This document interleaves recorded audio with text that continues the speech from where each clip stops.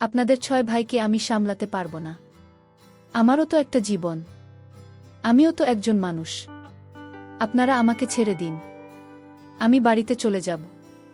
কিন্তু 6 জনের একজন বাদে সবাই একে একে আমার সাথে সারা রাত। আমার নাম শ্রীদেবী।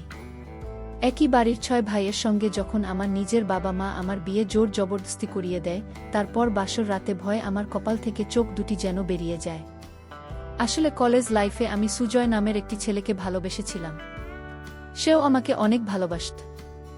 আমি তার প্রেমে এতটাই পাগল ছিলাম যে তার ব্যাপারে কোনো কিছু খোঁজখবর না নিয়ে আমি বাবা মাকে তার ব্যাপারে বলে দিই এবং বাবা মাকে এটাও জানিয়ে দিই বিয়ে করলে সুজয়কে করব। আমার বাবা মা এতে কোনো আপত্তি ছিল না, কারণ আমি তো অনেক বড় ঘরের ছেলে ছিল। আসলে আমি শহরের মেয়ে ছিলাম। সুজয় গ্রাম থেকে এসেছিল শহরে পড়াশোনা করার জন্য। তাই আমি জয়ের ব্যাপারে এবং তার ফ্যামিলির ব্যাপারে বিয়ের আগেই জানতে পেরেছিলাম। আমি আগে সুজয়ের ব্যাপারে খুব বেশি কিছু জানতাম না। আমি তো সুজয়ের টাকা পয়সা দেখে ভালোবাসি, তার মন দেখে এবং ব্যবহার দেখে তাকে ভালোবেসেছিলাম। কিন্তু আমি স্বপ্নেও ভাবিনি ভালোবাসার নাম করে আমাকে এভাবে ঠকাবে। সূর্য যখন তার বাড়িতে তার মা ও তার ভাইদের আমাদের দুজনের ব্যাপারে এসব বলেছিল, তখন তাদের বাড়ির সবাই এই বিয়েতে রাজি ছিল। তারপর আমার সুজয়ের বিয়েটা পাকা হয়। আমি তো অনেক খুশি ছিলাম এটা ভেবে যে আমাদের স্বপ্ন এবার পূরণ হতে চলেছে। বিয়ে পাকা হওয়ার 1 মাস পরেই আমার সুজয়ের বিয়ে হয়। আমার শাশুড়ি ও ভাসুর বিয়ের আগে আমার বাবা মাকে বলে গিয়েছিল তারা কোনো অনুষ্ঠান করবেন না, খুব নর্মালভাবে বিয়েটা করবে। আমার বাবা মায়ের এতে কোনো আপত্তি ছিল না। বিয়ের দিন তো আমি খুব খুশি ছিলাম, কারণ আমার বিয়ে আমার পছন্দের ছেলের সঙ্গেই হচ্ছে। তারপর আমি বিয়ের মণ্ডপে যাওয়া মাত্রই অজ্ঞান হয়ে পড়ে যাই, কারণ ওখানে গিয়ে আমি যখন জানতে পারি আমার বিয়ে সুজয়ের বাকি ভাইদের সঙ্গে হবে, মানে ওই পরিবারের একসঙ্গে 6 ভাইয়ের সঙ্গে আমার বিয়ে হবে। তারপর ওই অবস্থায় তারা 6 ভাই মিলে আমার সঙ্গে বিয়ে করে। আমার যখন জ্ঞান ফেরে তখন আমি দেখি একটা বিছানায় 6 ভাই মিলে আমাকে ঘিরে বসে আছে, তার মাঝে সুজয় বসেছিল। আমি তখন কাঁদতে শুরু করি। সুজয়কে বলি, এসব কি হচ্ছে? একটা মেয়ের বিয়ের 6 ভাইয়ের সঙ্গে কি করে হতে পারে? আমি এই বিয়ে মানি না। আমি এখনই বাবার বাড়ি চলে যাব। আমার এত কিছু বলার পরেও সুজয় কিছু বলেনি। সে চুপচাপ মাথা নিচু করে বসেছিল। আমি তখন বুঝতে পেরেছিলাম ও এসব ব্যাপারে মিল আছে। তারপর আমি যখন বিছানা থেকে নেমে রুম থেকে বের হতে যাই, ঠিক ওই সময় আমার শাশুড়ি এসে আমার হাত ধরে বলে, চুপচাপ ঘরে থাক, বেশি বাড়াবাড়ি একদম করবেন না। সুজয় তো তোমাকে ভালোবাসি, তাই না? তাহলে আমি তোমাকে আমাদের গ্রামের এই প্রথার ব্যাপারে বলেনি। তোমার বিয়ে আমার 6 ছেলের সঙ্গে হয়েছে, আর এই বিয়ে তোমাকে মানতেই হবে। আমাদের এই গ্রামের প্রথা, একটা বাড়িতে যতগুলো ছেলে থাকবে তাদের স্ত্রী একজনই হবে, যাতে বাড়ির সুখ শান্তি বজায় থাকে এবং বাড়িতে যাতে কোনো ভাগ বাটোয়ারা না হয়। সেই জন্য আমাদের গ্রামে একটা বাড়িতে যতগুলি ছেলে থাকে তাদের বিয়ে একটা মেয়ের সঙ্গে হয়। আমারও বিয়ে বাড়ির 3 ভাইয়ের সঙ্গে হয়েছিল। আমি তাদের 3 ভাইয়ের একটা স্ত্রী ছিলাম এবং আমার 3 বলে 5 ছেলে। আমি যেমন এই প্রথা মেনে এসেছি, ঠিক ওরকমভাবে তোমাকে ওই প্রথা মেনে চলতে হবে। আমি শাশুড়ির হাতে পায়ে ধরে বলেছিলাম আমার সঙ্গে যাতে এরকম অন্যায় না করবেন না। আমার শাশুড়ি তখন বলে, তোমরা সবাই আমার সঙ্গে বাইরে চলো, শ্রীদেবীকে কিছুক্ষণ বিশ্রাম করতে দাও। আজ আমার বড় ছেলের সঙ্গে শ্রীদেবী রাত হবে। এইভাবে একে একে আমার ছেলের সঙ্গে শ্রীদেবীর বাসর রাত হবে।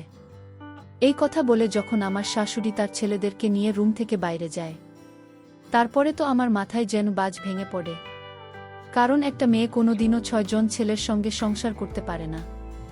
কারণ আমার মনের মধ্যে তো শুধু সুযোগ ছিল। আমি সুজয়কে মন থেকে ভালোবেসেছিলাম, কিন্তু ভাবতেও পারিনি সে আমাকে এভাবে সার্থক হবে। তারপর আমি তো মাথায় হাত দিয়ে কাঁদতে কাঁদতে এটাই ভাবি, আমার যখন এদের সঙ্গে বিয়ে হয়েছিল ওই মুহূর্তে আমার বাবা মা কোথায় ছিল? বাবা মা কি এই ব্যাপারে কিছুই জানে না? আমি তো মাথায় হাত দিয়ে এইসব চিন্তা করছিলাম আর ভাবছিলাম এখান থেকে কিভাবে পালানো যায়, কারণ এখান থেকে না পালাতে পারলে আমার জীবন নষ্ট হয়ে যাবে। তারপর আমি ভেবে নিয়েছিলাম যেমন করেই হোক আমাকে এখান থেকে পালিয়ে বাবা মায়ের কাছে যেতে হবে। তারপর আমি একটা উপায় খুঁজে বের করি। আমার রুমের মধ্যে জানালাটা ছিল, জানালা দিয়ে আমি পালিয়ে গিয়েছিলাম। পালিয়ে গিয়ে আমি বাবা মায়ের কাছে গিয়েছিলাম। ওখানে গিয়ে আমি বাবা মাকে বলেছিলাম আমার সঙ্গে এরকম হয়েছে। আমার বাবা মা তখন চুপচাপ মাথা নিচু করে কাঁদছে। আমি তখন মাকে জিজ্ঞেস করি, তোমরা কি জানো আমার সঙ্গে কি হয়েছে? তোমরা ওই সময় কোথায় ছিলেন? তোমরা কিছু বলছো না কেন? মা তখন বলে, আমরা সব জানি। তোর সঙ্গে কি হয়েছে? আমি তখন মাকে বলি, সব জানার পরেও তোমরা চুপচাপ হাতে হাত দিয়ে বসে আছো কেন? মা, আমি ওই বাড়িতে এক মুহূর্ত থাকতে পারবো না। তারা যদি আমার সঙ্গে কিছু বাড়াবাড়ি করে, তাহলে আমি পুলিশের কাছে গিয়ে তাদের নামে মামলা করব। আমার বাড়ি আসার দিন 4 ঘন্টা পরেই দেখি আমার শ্বশুরবাড়ির লোক চলে এসেছে। আমার শাশুড়ি তার ছোট ছেলেকে নিয়ে আমাদের বাড়িতে চলে এসেছে এবং আমাকে নিয়ে যাওয়ার জন্য যখন তারা বলে, তখন আমি বাবাকে বলি, বাবা তুমি পুলিশকে ফোন দাও। কিন্তু বাবা তখনও মাথা নিচু করে চুপচাপ দাঁড়িয়েছিল। আমি তখন কেঁদে বলি, বাবা তুমি ফোন করছো না কেন? তুমি তাড়াতাড়ি পুলিশকে ফোন দাও। আমার শাশুড়ি তখন হেসে বলে, তোমার বাবা কিছু করবে না। তোমার বাবা নিজের ইচ্ছায় সবকিছু জানা সত্ত্বেও তোমার বিয়ে আমার 6 ছেলের সঙ্গে দিয়েছে। বিয়ের আগে তোমার বাবার সঙ্গে একটা চুক্তি হয়েছিল, যেটার ব্যাপারে তুমি জানতে না। তোমার বাবাকে যখন বলেছিলাম তোমার বিয়ে শুধু সুজয়ের সঙ্গে নয়, আমার 6 ছেলের সঙ্গেই হবে, এটা শুনে তোমার বাবা মা এই বিয়েতে রাজি হয়নি। তারপর তোমার বাবাকে যখন টাকার লোভ দেখিয়েছিলাম এবং বলেছিলাম তোমার ভাইয়ের বিদেশে পড়ার সমস্ত খরচ আমি দেব, তারপরে তোমার বাবা এই বিয়েতে রাজি হয়। তোমার বাবা তোমাকে আমাদের কাছে বিক্রি করে দিয়েছে তোমার ভাইয়ের ভালো ভবিষ্যতের জন্য। আমার শাশুড়ির মুখ থেকে সব কথা শুনে তো আমি জ্যান্ত লাশ হয়ে যায়। কারণ বাবা মা আমার সঙ্গে এরকম কিভাবে করতে পারে? তারা ভাইয়ের ভালো ভবিষ্যতের জন্য আমাকে এদের কাছে বিক্রি করে দেয়। বাবার আর্থিক অবস্থা খুব একটা ভালো ছিল না। আমাদের বাড়িরও লোন চলছিল। আমাদের বাড়িটাও আর নিজস্ব ছিল না। আমি জানতাম বাবা বাধ্য হয়ে এসব করছে, কিন্তু তা সত্ত্বেও তারা একবারও আমার ভবিষ্যতের ব্যাপারে ভাবেনি। এসব কিছু জানার পরেও আমি যখন তাদের সঙ্গে শ্বশুরবাড়ি যেতে রাজি হইনি, তখন আমার শাশুড়ি আমার বাবাকে আঙুল দেখিয়ে বলে, আপনার মেয়ে শ্বশুরবাড়ি যাবে না, তাহলে আপনি এক্ষুনি আমাকে সমস্ত টাকা পয়সা ফেরত দিন। আর যদি ফেরত দিতে না পারেন, তাহলে আপনার মেয়েকে ভালোভাবে বুঝিয়ে বলুন, যাতে ও চুপচাপ আমাদের সঙ্গে চলে যায়। বাবা তখন কাঁদতে কাঁদতে আমার সামনে হাত জোড় করে দাঁড়ায়। ও বলে আমি যাতে শ্বশুরবাড়ি চলে যায়। আমি তখন বুঝতে পেরেছিলাম বাবা কিছুই করতে পারবে না।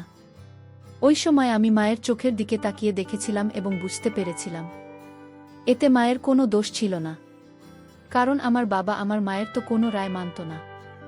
মা নিশ্চয়ই ব্যাপারে বাধা দিয়েছিল, কিন্তু বাবা হয়তো মানেনি। তখন আমি চুপচাপ আমার শাশুড়ির সঙ্গে শ্বশুরবাড়ি চলে যায়। শ্বশুরবাড়ি আসার পরে সেদিন না চাইতেও সুজয়ের বড় দাদার সঙ্গে আমার প্রথম রাত হয়। সুজয়ের বড় দাদা যখন আমার রুমে এসেছিল, তখন আমি তাকে হাত জোড় করে বলেছিলাম যাতে উনি আমার সঙ্গে কোনো রকম না করেন। কিন্তু উনি রুমে ঢোকা মাত্রই বলেছিলেন আজ আমার সাথে ওনার রাত এবং উনি নিজের মুখ খারাপ করতে চান না। উনি নিজের মিটিয়ে রুম থেকে চলে যান। তারপরের দিন সুজয়ের পালা ছিল। ভেবেছিলাম সুজয়ের সঙ্গে যখন সময় কাটাব তখন তাকে বোঝানোর চেষ্টা করব।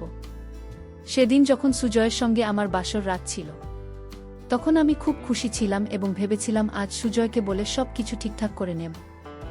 সেদিন যখন রাতের বেলা সূর্য আসে, তখন আমি তাকে বলেছিলাম এই বাড়ির ছেলে আমরা দুজন কোথাও চলে যাব এবং সেখানে গিয়ে সংসার করব। তাহলে তো এইসব প্রথা আর আমাদের মানতে হবে না। কিন্তু সুজয় পরিষ্কার ভাষায় বলেছিল, সে বলেছিল আমি এই প্রথার যথেষ্ট সম্মান করি এবং আমার মায়ের কোনো কথার অমান্য করতে পারব না। তখন আমি রেগে সুজয়ের কলার ধরে বলেছিলাম, তাহলে তুমি আমাকে ঠকিয়েছে কেন? তুমি আমাকে ভালোবাসো, তাহলে এরকম কিভাবে করতে পারো? তুমি বিয়ের আগে এসব কথা কেন বলনি? তুমি তো আমাকে অনেক ভালোবাসতে, তাহলে তুমি আমার সাথে কিভাবে এরকম করতে পারো?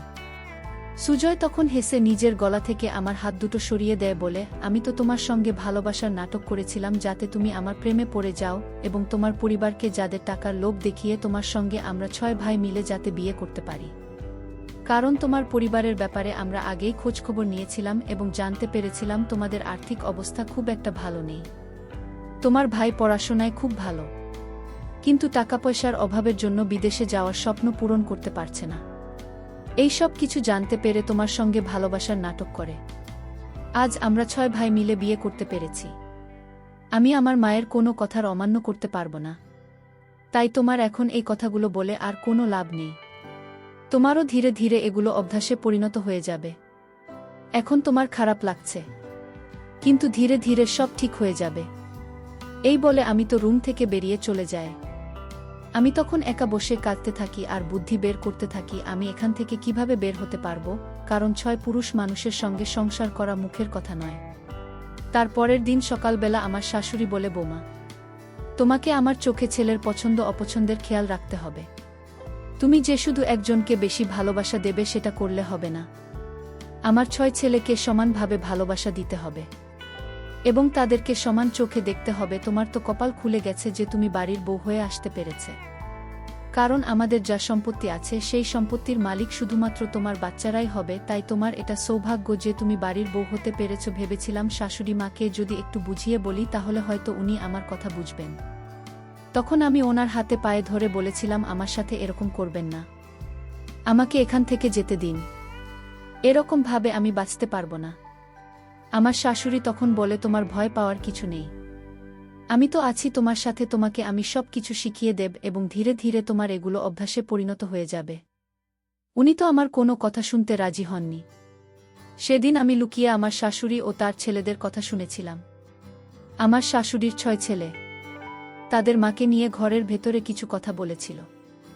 সেই সময় আমার শাশুড়ির মেজ ছেলে মানে সাজি তার মাকে বলছিল, মা, শ্রীদেবী তো সুজয়কে ভালোবাসে, আর আজকের শ্রীদেবীর সাথে আমার বাসর রাত আছে। ওই মেয়েটার সাথে এত অত্যাচার করা কি ঠিক? কিভাবে আমাদের 6 ভাইকে সামলাবে? ঠিক ওই সময় সুজয় ও তার বড় দাদাকে বলে, এত কষ্ট করে মেয়েটাকে বউ বানিয়ে নিয়ে আসতে পেরেছি, আর তুই সবকিছু নষ্ট করে দিতে চাইছিস। আমাদের গ্রামে এই প্রথা অনেক আগে থেকেই সবাই মেনে চলেছে, তাই আমরাও এই প্রথম মেনে চলব। তোকে ভালো লাগুক আর না লাগুক তোকে এগুলো মেনে চলতেই হবে। তখন আমার শাশুড়ি সাজিদের মাথায় হাত দিয়ে বলে, ধীরে ধীরে সবকিছু ঠিক হয়ে যাবে, তাই এসব নিয়ে আর বেশি মাথা ঘামাতে হবে না। এবার তোমরা সবাই নিজের নিজের কাজে যাও। সেদিন যখন সাজিদের সঙ্গে আমার বাসর রাখছিল, সেদিন আমি সাজিদের ব্যবহার দেখে অনেক আশ্চর্য হয়েছিলাম, কারণ সে তার বাকি ভাইদের থেকে সম্পূর্ণ আলাদা ছিল। সে যখন আমার রুমে এসে আমাকে বলে, তোমাকে আমার থেকে ভয় পাওয়ার কোনো দরকার নেই, আমি তোমার সঙ্গে কোনো রকম কিছু করব না, কারণ আমি জানি তুমি সুজয়কে ভালোবাস। আমিও এই প্রথা মানি না, কিন্তু কিছু করার নেই, বাধ্য হয়ে মায়ের কথা মানতে হয়েছে। সাজির তখনও আমার দিকে হাত বাড়িয়ে বলে, তুমি কি আমার ভালো বন্ধু হতে পারবে?